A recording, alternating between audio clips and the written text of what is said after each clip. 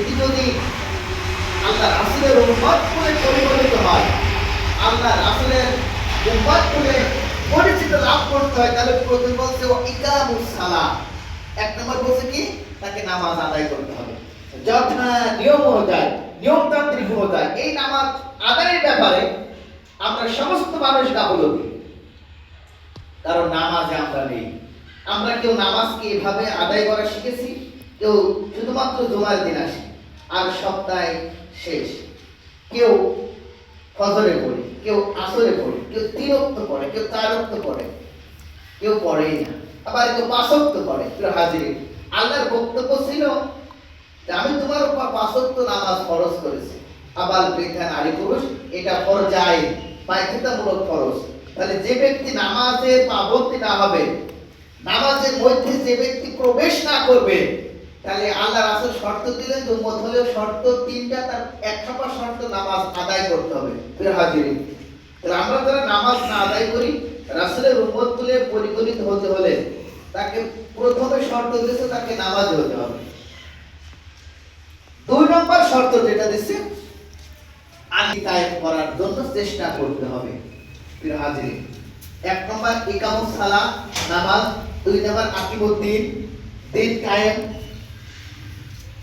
তারপরে 3 নম্বর যে শর্ত দিচ্ছে সেই শর্ত হলো কি যে আল ইসলামিয়াতুল হাকিয়া, এই সমস্ত মানুষকে একটি ইসলামী আন্দোলনের সাথে সম্পৃক্ততা থাকতে হবে, ইসলামী আন্দোলনের মধ্যে থাকতে হবে। 1 নম্বর নামাজ, 2 নম্বর দিন কায়েম, 3 নম্বর ইসলাম আন্দোলন থাকতে হবে। তাহলে আল্লাহ রাসূল বলেন উলাইকা উম্মাতুল হক, তারা হচ্ছে সত্যিকার উম্মত। হাজিরিন, এই 3টে গুণের সমন্বয়ে রাসূলের উম্মত হবে। ওই তখন আল্লাহ তাআলা বলবেন হে মুহাম্মদ, এখন তুমি তোমার উম্মতকে চিনে নাও। তখন আল্লাহ রাসূলের 3টা জিনিসকে দিয়ে নামাজ আদায় করেছে, দিন কায়েম করেছে, ইসলামের মধ্যে ইসলাম আন্দোলন করেছে, আল্লাহ রাসূলের আওয়াজ আসবে, বুঝতে পারবেন। কারণ এই ব্যক্তি নামাজ পড়ার জন্য প্রস্তুতি নিয়েছে, এই প্রস্তুতি নেওয়ার আগে তাকে ওযু করা লেগেছে। আর ওযু করলে হাদিসের ভাষ্য অনুযায়ী সেই ব্যক্তিকে গুররে মুহাজ্জাল বলা হয়েছে। উজ্জ্বল, তার চেহারা দিয়ে, তার কপাল দিয়ে, হাত দিয়ে আলোক উজ্জ্বল হতে থাকবে। আল্লাহ রাসূল এটা দেখে তাকে চিনতে পারবে যে এটা আমার উম্মত।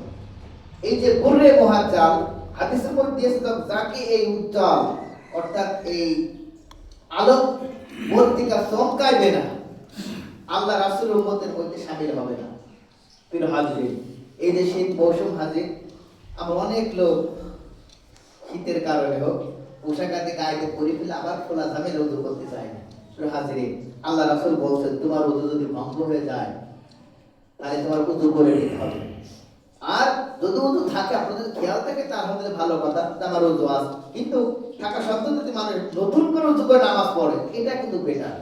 প্রিয় হাজির, এই কারণে ওযু যে 7টি কারণে ভঙ্গ হয় আপনারা জানেন। প্রিয় হাজির, আমি আপনাদের সামনে আলে ইমরানের 101 নম্বর আয়াত তেলাওয়াত করেছি, কিনা আল্লাহ তাআলা বলছেন ওয়া কাইফা তাকফুরুনা ওয়া আনতুম তুতলা আলাইকুম আয়াতুল্লাহি ওয়া ফিকুম রাসূলুহু।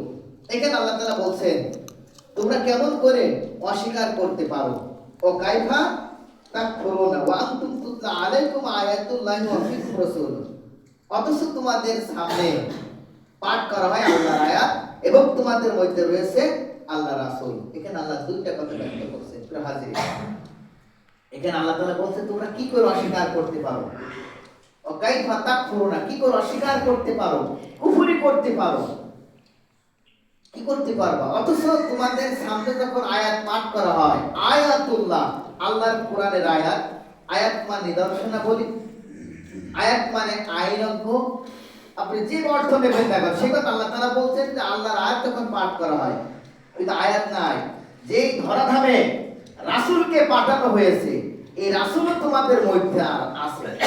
তাহলে আল্লাহর আয়াত মেনে নিতে হবে, রাসূলের নিয়ম নীতি মেনে নিতে হবে।